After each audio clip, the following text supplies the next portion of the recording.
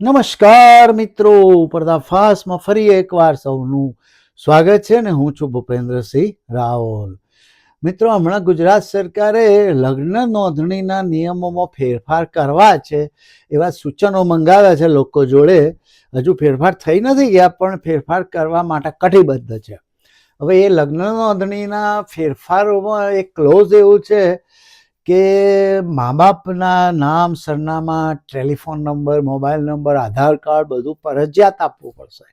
અને પછી 10 દિવસમાં મા બાપને પણ નોટિસ મળી જાય લગ્ન નોંધણી કચેરી તરફથી. એટલે પછી જેને વાંધો લેવો હોય લે એની રીતે. એટલે આટલું જાહેર કર્યું છે એટલે લોકો ખુશ થઈ ગયા છે કે જે પ્રેમ લગ્નોના જે વિરોધી હોય અથવા જે હોય એ બધા ખુશ થઈ ગયા છે કે મા બાપની સંમતિ વગર લગ્ન થવાના નથી. એટલે ઘૂઘરો એક ખખડાવા આપી દીધો છે ગુજરાત સરકારે. ગુજરાત સરકારને પણ એની સાચી માહિતી ખબર છે પણ વોટ લેવા માટે આવા ઘૂઘરા આપવા પડે પ્રજાને. હવે આવા મા બાપની સંમતિ વગર લગ્ન ના થાય ને આમને તેમને એવા માટે એક ખાસ મોટો જે સમાજ છે એ બહુ કૂદાકૂદ કરતો હતો અને એની પાછળ પછી બીજા સવર્ણ સમાજો હૈસો કરીને જોઈન થયા છે. હવે આપણે બધા જ જાણીએ છીએ કે હવે દરેક સમાજમાં દીકરીઓની ખોટ છે. હવે જે સમાજ હૈસો કરતો તો એ તમામ પાર્ટીના, આપ હોય, ભાજપ હોય કે કોંગ્રેસ, પણ એ સમાજના બધા આમાં પાછા પક્ષ ભલે જુદા હોય પણ આમાં પાછા સહમત. અને જોયું અમે કહેતા હતા ને કે આવા નિયમો લાવો, કારણ કે એ સમાજમાં હવે દીકરીઓ મળતી નથી. ને મહેશ સવાણી જાણીતા ઉદ્યોગપતિ બોલ્યા હતા કે છેક ઓરિસ્સાથી વેચાતી છોકરીઓ લાવવી પડે છે, તારે નાત જાત ક્યાં જાય છે, એમ કરીને એમણે વિરોધ નોંધાવ્યો હતો મૌખિક રીતે. તો એ સમાજ હવે ખુશ થઈ ગયો છે. એમની જોડે જોડે બીજા સવર્ણ સમાજો પણ ખુશ થઈ ગયા છે કે હવે તો મા બાપની સંમતિ વગર મેરેજ જ નહીં થાય. હવે આ રિવાજ હજુ આ નિયમો હજુ આવી તો નથી ગયા પણ કદાચ આવી જાય, ડોન્ટ વરી. તો આના સપોર્ટરોને પણ ગેરસમજ છે અને આ નિયમોનો વિરોધ, આ જે નવા નિયમો આવવાના છે એનો વિરોધ કરનારાઓમાં પણ ગેરસમજ છે. અને એ ગેરસમજ વિશે અમુક એક બે જણાએ ચોખવટ કરી છે પણ જોઈએ એવી થઈ નથી. તો આર્ટિકલ 21 કે એવું કંઈક છે બંધારણનું, એમાં ચોઈસના કોઈ પણ પાત્ર પોતાના મનગમતા પાત્ર સાથે લગ્ન કરવાની બંધારણે જ છૂટ આપેલી છે. તો એ બંધારણમાં તો સુધારા ભારત સરકાર પણ કરી શકવાની નથી, એટલે ગુજરાત સરકાર તો ક્યાંથી કરવાની હતી. એટલે આ બધી ચોખવટ કોઈએ જોઈએ એવી નથી કરી. અને એટલે મને થોડોક અનુભવ છે પર્સનલ, એટલે મેં કીધું એક સ્પેશિયલ વિડીયો બનાવીને ચોખવટ કરી દો. હવે મિત્રો, લગ્ન કરવા એ અલગ વસ્તુ છે અને લગ્નની નોંધણી કરવી એ અલગ વસ્તુ છે. આ બે ડિફરન્સ કોઈ સમજાવતું નથી. હવે લગ્ન કરવાના જે કાયદા છે એ ભારત સરકાર બનાવ્યા છે. લોકસભામાં બિલ પાસ કર્યા હોય ને બધા લાગતા હોય, આખા ભારતમાં સરખા લાગે. અને લગ્ન નોંધવાના કાયદા, કાનૂન અથવા નિયમો, કાયદા તો ના કહેવાય પણ નિયમો સરકારો બનાવતી હોય છે. આ બે મેઇન ડિફરન્સ સમજી લો. લગ્ન, હિન્દુ મેરેજ એક્ટ એટલે મેરેજ એક્ટ અને મેરેજ નોંધણી બે અલગ વસ્તુ છે. હવે ગુજરાત સરકાર છે જે નિયમો ફેરફાર કરવાની છે એ લગ્નના કાયદામાં નહીં, લગ્નની નોંધણીના નિયમોમાં ફેરફાર કરવાની છે. કારણ કે લગ્નના કાયદાઓમાં તો લોકસભામાં જ થાય ફેરફાર અને પોતાની ચોઈસના મેરેજ કરવાનું તો બંધારણમાં આપ્યું છે. તો ભારત સરકાર પણ કરી શકે એવું નથી, સમજો. એટલે આ ડિફરન્સ ખબર નથી ને લોકો કુદાકૂદ કરે. હવે હું તો હંમેશા રિસર્ચ કરીને જ કરું છું, એટલે બધું ઓથેન્ટિક હોય. રાહુલજી વાચ હોય કે પર્દાફાશ એવો ઓથેન્ટિક હોય સમજી લેવાનું. હવે બીજું કહું કે મારા પોતાના મેરેજ 1982માં થયા હતા પણ અમે નોંધાયા જ નહોતા. અને પછી અમારે 1997માં અમે કઈ રીતે કર્યું એ વિશે હું પછી કહીશ તમને. મને અનુભવ એટલે હું કહું છું કે મને થોડોક અનુભવ છે. હવે તમને કહું, ભારતમાં લગ્ન નોંધણી મેરેજ રજિસ્ટ્રેશનની શરૂઆત બ્રિટિશ કાળમાં થઈ હતી, પણ આપણે ત્યાં ભારત આઝાદ થયું પછી 1950માં શરૂ થયું બધું. હવે 1872માં સ્પેશિયલ મેરેજ એક્ટ દ્વારા સિવિલ એટલે ધર્મનિરપેક્ષ લગ્ન અને તેની નોંધણીની વ્યવસ્થા શરૂ થઈ હતી. લગ્ન અને એની નોંધણી, આ બધા ડિફરન્સ યાદ રાખજો મગજમાં. એટલે આ સ્પેશિયલ મેરેજ એક્ટ 1872માં અંગ્રેજોએ કાઢેલો. એમાં અલગ અલગ ધર્મોના, અલગ કોમોના નહીં, અલગ કોમો તો બધે હોય, એ તો એક જ ધર્મ હોય તો અલગ કોમ હોય. હિન્દુઓમાં બધી 1000 કોમો છે, પણ ધર્મની વાત કરું છું તો અલગ અલગ ધર્મોના લોકો ધાર્મિક રિવાજ વગર લગ્ન કરવા માંગતા હોય તેના માટે 1872માં અંગ્રેજોએ કાયદો કાઢેલો. આઝાદી પછી 1954માં સ્પેશિયલ મેરેજ એક્ટ પસાર થયો અને 1 જાન્યુઆરી 1955થી અમલમાં આવ્યો. એટલે આ કાયદો ધર્મનિરપેક્ષ લગ્ન અને નોંધણી માટે મુખ્ય છે. પછી હિન્દુ મેરેજ એક્ટ 1955 હિન્દુ, બૌદ્ધ, જૈન, શીખ લગ્નો માટે નોંધણીની જોગવાઈ કરે છે, પરંતુ તે ફરજિયાત નહોતી. એટલે 1982માં મારા મેરેજ થયા ત્યારે અમે લગ્ન નોંધાયા નહોતા. પહેલા કોઈ કાકોય નહોતું નોંધાવતું. હવે અન્ય ધર્મો માટે કાયદા છે. ક્રિશ્ચિયન મેરેજ એક્ટ છે, પારસી મેરેજ એક્ટ છે અને આનંદ મેરેજ એક્ટ ફોર શીખ. હવે તમને કહું, વ્યવસ્થિત નોંધણીની શરૂઆત આમ તો 1872થી થઈ, નોંધણી, લગ્ન અને નોંધણી બંને, પરંતુ સ્વતંત્ર ભારતમાં તે 1954-55થી થઈ. હવે લગ્ન નોંધણી કેન્દ્રના સ્તરે ફરજિયાત નથી. વ્યક્તિગત કાયદાઓ છે. Hindu marriage act, special marriage એક્ટમાં નોંધણી ઐચ્છિક છે. ઐચ્છિક એટલે ફરજિયાત નથી, કમ્પલસરી નથી. અને લગ્ન નોંધણી ના થવાથી લગ્નની માન્યતા ઉપર અસર પડતી નથી, પરંતુ સુપ્રીમ કોર્ટે 2006ના એક ચુકાદામાં જણાવ્યું કે તમામ ધર્મોના લગ્નની નોંધણી ફરજિયાત હોવી જોઈએ.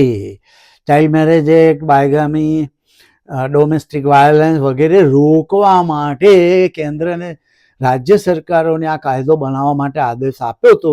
કેન્દ્રમાં હજુ કાયદો બન્યો નથી, પરંતુ તેથી સંપૂર્ણ ફરજિયાત નથી, પરંતુ અન્ય રાજ્યોએ, અમુક રાજ્યો બનાવ્યા છે. Gujarat registration of marriage act, registration of marriage act 2006. હજુ તમને કહું, મેરેજ એક્ટ અને રજિસ્ટ્રેશન ઓફ મેરેજ એ અલગ વસ્તુ છે. કર્ણાટક, હરિયાણા, મહારાષ્ટ્ર, રાજસ્થાન, પંજાબ, દિલ્હી, તમિલનાડુ, કેરળ આ રાજ્યોમાં નોંધણી ના કરાવવા પર દંડ અને અન્ય સજા હોઈ શકે છે. આટલા રાજ્યોમાં કમ્પલસરી કર્યું છે. એટલે મેરેજ એક્ટ અને મેરેજ નોંધણીના બંનેના નિયમો અલગ અલગ ગણાય.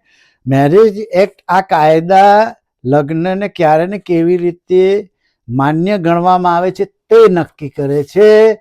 હિન્દુ મેરેજ એક્ટ 1955 હિન્દુ, જૈન, બૌદ્ધ, શીખ લગ્ન માટે લગ્ન માન્ય થાય છે. સ્પેશિયલ મેરેજ એક્ટ 1954 ધર્મનિરપેક્ષ સિવિલ લગ્ન માટે.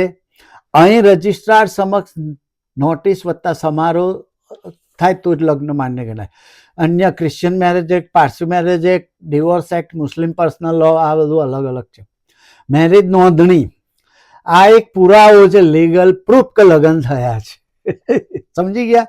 લગ્ન જુદા, લગ્નની નોંધણી જુદી, અને તે રાજ્ય સરકાર દ્વારા ચલાવવામાં આવે છે.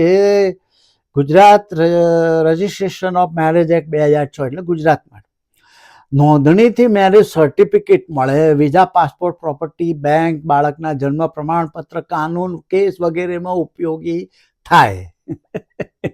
રાષ્ટ્રીય સ્તરે ફરજિયાત નથી. હવે મેરેજ એક્ટ લગ્નને જન્મ આપે છે, વેલિડ બનાવે છે, અને મેરેજ રજિસ્ટ્રેશન લગ્નને પ્રમાણપત્ર આપે છે.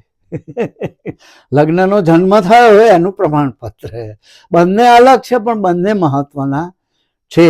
એટલે આ લોકોએ તમને ઘૂઘરો ખખડાવવા આપી દીધો છે, ખુશ થઈ ગયા તમે આના લગ્ન સમજી બેઠા છો. આજે નિયમો હર્ષ સંઘવી બોલતા હતા ભાષણોમાં. એટલે આ રીતે બંને વસ્તુ અલગ અલગ છે. અને લગ્ન કઈ રીતે, લગ્ન માટે પછી પતિ પત્નીમાંથી પક્ષનો પતિ કે પત્ની જીવિત ના હોવો જોઈએ, એટલે બંને મતલબ સિંગલ હોવા જોઈએ, એક પત્નીત્વ, મેરેજ કરેલા ના હોવા જોઈએ. એ બધું બંને પક્ષ માનસિક રીતે સ્વસ્થ હોવા જોઈએ. 21 વર્ષની ઉંમર છોકરાની ને છોકરીની 18 વર્ષ હોવી જોઈએ. આ બધું સપિંડ હોવા ના જોઈએ, એટલે નજીકના પેઢીમાં ના હોવા જોઈએ. એ બધું હોય છે. લગ્ન કેવી રીતે થાય, ધાર્મિક રિવાજો, સમારોહ, સપ્તપદી, એ બધું. અને નોંધણી ઐચ્છિક છે, પરંતુ ઘણા રાજ્યોમાં ફરજિયાત છે. પછી એ બધા બીજી બધી ઘણી બધી કલમો છે, એ બધી કામની નથી. હવે સ્પેશિયલ મેરેજ એક્ટની વાત કરી દઉં. એ ભારતમાં ધર્મનિરપેક્ષ લગ્ન માટેનો મુખ્ય કાયદો છે. બે કોમ અલગ હોય પણ બંને હિન્દુ હોઈ શકે, એટલે એવું નહીં, પણ અલગ અલગ ધર્મ, ક્રિશ્ચન અને હિન્દુ, મુસ્લિમ અને હિન્દુ, હવે એવા લોકોને લગ્ન કરવા ક્યાં જાય? તો આ એક્ટ મુજબ લાગે, કારણ કે એમને કોઈ ધાર્મિક રિવાજો કરવા નથી. એટલે ધર્મનિરપેક્ષ ઇન્ટરફેથ ઇન્ટરકાસ્ટ માટે આ અલગ બનાવેલો કાયદો છે. એ કોને લાગુ પડે? ભારતના તમામ નાગરિકો, હિન્દુ, મુસ્લિમ, ખ્રિસ્તી, પારસી, જૈન, પારસી, જૈન, બૌદ્ધ, કોઈ પણ ધર્મને ન માનનારા અમારા જેવા નાસ્તિકો, બધાને, વિદેશમાં રહેતા ભારતીયોને પણ લાગે, અને અલગ અલગ ધર્મોના હોય ને તો પણ લાગે. આમાં પણ આ જ બંને પક્ષનો પતિ કે પત્ની જીવતો ના હોવો જોઈએ, મતલબ કે કોઈ પરણેલા ના હોવો જોઈએ, અથવા ડિવોર્સી હોય તો ચાલે, અથવા એ હોય. પછી માનસિક રીતે સ્વસ્થ, 21 વર્ષ, 18 વર્ષ, આ બધું છે. આમાં નોટિસ આપવી પડે, 30 દિવસનું વેઇટિંગ પીરિયડ હોય.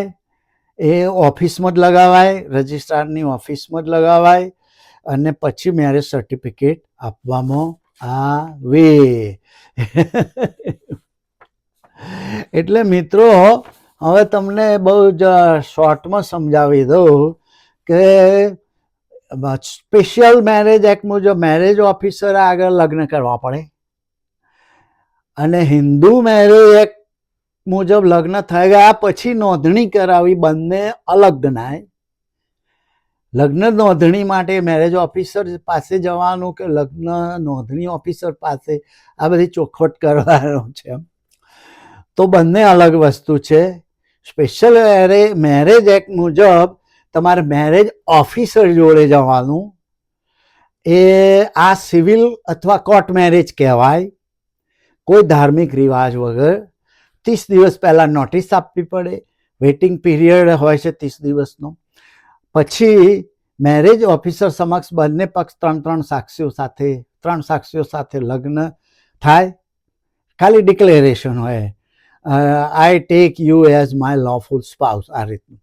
અને એ સમયે જ સર્ટિફિકેટ આપી દેવામાં આવે મેરેજનું, અને લગ્નને વેલિડ બનાવી દે. અને મેરેજ ઓફિસર જ લગ્ન કરાવે છે, ખાલી ઓથ લેવડાવી, અને રજિસ્ટર પણ એ જ કરી નાખે. અને આમાં લગ્ન હેઠળ લગ્ન ફરજિયાત રજિસ્ટર્ડ જ હોય છે, સમજો. સોલમાનાઇઝેશન જ રજિસ્ટર સાથે જ જોડાયેલું હોય છે. હવે હિન્દુ મેરેજ એક્ટ અલગ વસ્તુ છે. લગ્ન વત્તા નોંધણી, આમાં લગ્ન પહેલા ધાર્મિક રિવાજો મુજબ થાય. સપ્તપદી, પૂજારી, પંડિત બધા સામે લગ્ન થાય. લગ્ન થઈ ગયા પછી નોંધણી કરાવવાની હોય. લગ્ન થઈ ગયા પછી નોંધણી કરાવવાની હોય. ઐચ્છિક છે, પરંતુ ગુજરાતમાં ફરજિયાત છે. રજિસ્ટર ઓફ મેરેજીસ પાસે જવું પડે. આમાં લગ્ન નોંધણી કચેરીમાં જવાનું. સબ રજિસ્ટ્રાર, તલાટી, મંત્રી, ચીફ ઓફિસર હોય મ્યુનિસિપાલિટીનો, એ બધા જોડે જવાય. મેરેજ ઓફિસર અલગ હોય છે, નોંધણી ઓફિસર અલગ હોય. જો તમે સ્પેશિયલ મેરેજ એક્ટ હેઠળ લગ્ન કરો તો મેરેજ ઓફિસર ઘણી જગ્યાએ સબ રજિસ્ટ્રાર અથવા એસડીએમ અથવા એડીએમ પાસે જવું પડે. તે અધિકારી જ લગ્ન કરાવે. જો હિન્દુ રિવાજથી લગ્ન કરાવ્યા હોય તો રજિસ્ટ્રાર ઓફ મેરેજીસ, ગામમાં તલાટી, શહેરમાં ચીફ ઓફિસર, સબ રજિસ્ટ્રાર પાસે નોંધણી કરાવો. એમાં મેરેજ ઓફિસર ના હોય. એટલે બંને અલગ છે. એકમાં લગ્ન કરવું અને બીજામાં પુરાવો મેળવવો. મિત્રો હવે આ તમે જુઓ કે તમને કેવો ઘૂઘરો ખખડાવા આલી દીધો છે સરકારને ખબર છે. એટલે હવે માનો કે તમારે એક જ હિન્દુ જ હો બધા, માનો કે એક વાણિયાની કે પટેલની દીકરી હોય કે કોઈ પણ નાતની ને સામે બીજા બ્રાહ્મણ હોય કે ગમે તે હોય કે બીજી કોઈ નાતનું હોય, પણ બંને હિન્દુ છે, પણ બંનેની કોમ અલગ છે. છતાં પણ એ હિન્દુ મેરેજ એક્ટ મુજબ લગ્ન કરી શકે, કારણ કે બધા ગમે તે કોમના હોય પણ હિન્દુ હોય એટલે 7 ફેરામાં બધામાં માનતા હોય. તો એ સપ્તપદીના ફેરા બેરા લઈ લે, એમાં મા બાપની હાજરી હોય ના હોય તો જરૂર નહીં, ભાઈબંધ દોસ્તારો હોય તો એ ચાલે. અને વેદ મંદિરમાં, મેરેજ બ્યુરોમાં અને આર્ય સમાજ દ્વારા પણ એ તમે લગ્ન કરી શકો છો. એમાં મા બાપ હોય કે ના હોય ચાલતું હોય છે. અને જે લગ્ન કરાવે બ્રાહ્મણ એ ત્યાં સહી કરી આપતો હોય છે કે ભાઈ મેં કરાયા છે, અને એ બધું લઈને તમે રજીસ્ટ્રેશન કરાવવા જાઓ. હવે ત્યાં ગાડે રજીસ્ટ્રેશન કરાવવા જાઓ, ત્યાં પછી મા બાપના ફોટા બોટા જે માગે ફોટા માગે, નામ સરનામા, મોબાઈલ માગે, આધાર કાર્ડ લાલ દેવાના. લે ભાઈ પછી એ વિરોધ કરે મા બાપ તો લગ્ન તો થઈ ગયા, પછી તો નોંધાવા આવ્યા છે. હવે નોંધવાની ફરજ તો ગવર્મેન્ટની છે, કારણ કે રૂલ્સ એને બહાર પાડ્યો છે, રાજ્ય સરકારે બહાર પાડ્યો છે, નોંધાવું ફરજિયાત છે. તો નોંધો કે મા બાપનો વાંધો છે તો ના નોંધો તો કઈ નહીં, તમે સુપ્રીમ કોર્ટે કહ્યું છે નોંધવાનું તો નોંધો, ના નોંધો તો કઈ નહીં. આમાં અમારે તો લગ્ન થઈ ગયા છે એટલે એમણે નોંધવા જ પડે. અને આ રૂલ્સ ચાલવાના નથી, હાઈકોર્ટમાં ચાલવાના નથી, સુપ્રીમ પર ચાલવાના નથી, સુપ્રીમ કોર્ટમાં ચાલવાના નથી. કાં તો પછી બંને માનો કે ભલે હિન્દુ હોય ને અલગ અલગ કોમના હોય કે અલગ ધર્મના હોય કે અલગ કોમના હોય, પણ હિન્દુ જ હોય છતાં પણ સિવિલ મેરેજ કરી શકો, કોર્ટ મેરેજ. એમાં તો એવો કાયદો છે જ નહીં કે મા બાપને નોંધાવવા જવું પડે. તમે લગ્ન કરો છો, રજીસ્ટ્રેશન ને લગ્ન બધું જોઈન્ટમાં થાય છે, તો એમાં તો આવા રૂલ્સ છે નહીં.